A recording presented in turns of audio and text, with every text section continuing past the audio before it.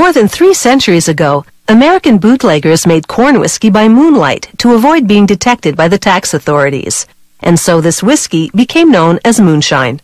Today, that whiskey has emerged from the shadows of history and is produced legally, but people still call it moonshine.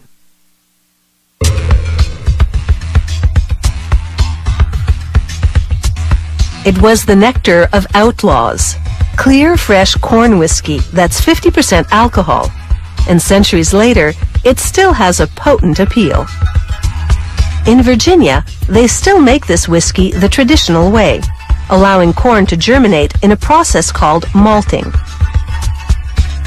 They mix a small amount of the malted kernels with regular corn in a big tank, then funnel the mix into a mill.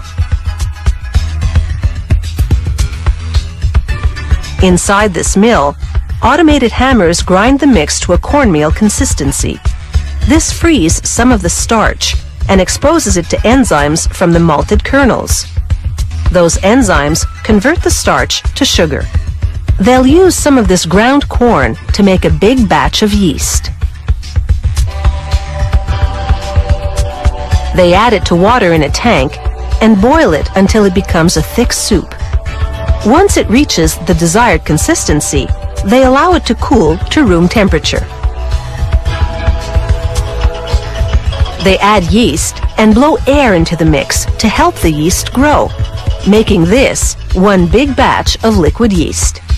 In another tank, a ton of corn is being blended with water and boiled. This breaks down more of the starch, converting it to sugar. Once cooled, they pump the mix and the liquefied yeast into the fermentation tank. Over a period of 4 days, the yeast turns the sugar to alcohol. The process also generates carbon dioxide, which is vented into the atmosphere. Every so often, the brewmaster scoops up some liquid and scrutinizes it. If it looks too thick, the conversion of sugar to alcohol is not yet complete. But when the viscosity is just right, they pump the batch into a big copper still. It's just like the type used to make moonshine in the backwoods centuries ago. They heat it to 82 degrees Celsius. At that temperature, alcohol will boil, but water will not. As the alcohol boils off the mix, it's recovered through a condenser. The recovered liquid is 80% alcohol. Talk about a stiff drink. So they add water to cut it down to about 50%, and then it's ready to bottle. To make a darker whiskey, they steep it with what looks like a big tea bag. It's actually wood chips wrapped in cheesecloth. The whiskey absorbs flavor and color from the wood over a period of about 2 months. When the whiskey takes on a golden hue, they transfer it into oak barrels. They allow the whiskey to age for 2 years in a hot room. The heat causes the whiskey to expand, causing it to absorb the flavor of the wood. But the pressure can also cause cracks in the barrels, so the brewmaster routinely checks for leaks.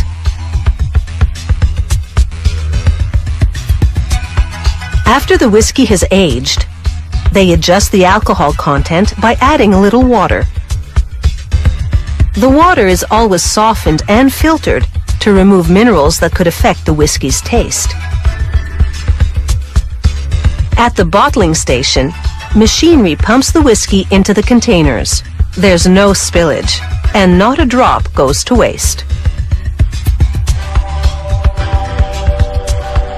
Machinery then twists on the caps for an airtight seal that preserves the aroma and flavor of this old-fashioned corn whiskey.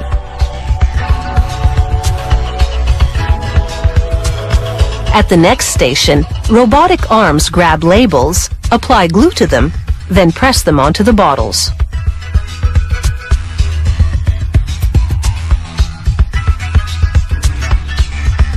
It has taken a combination of down-home methodology and modern technology to prepare this old-fashioned American whiskey for market.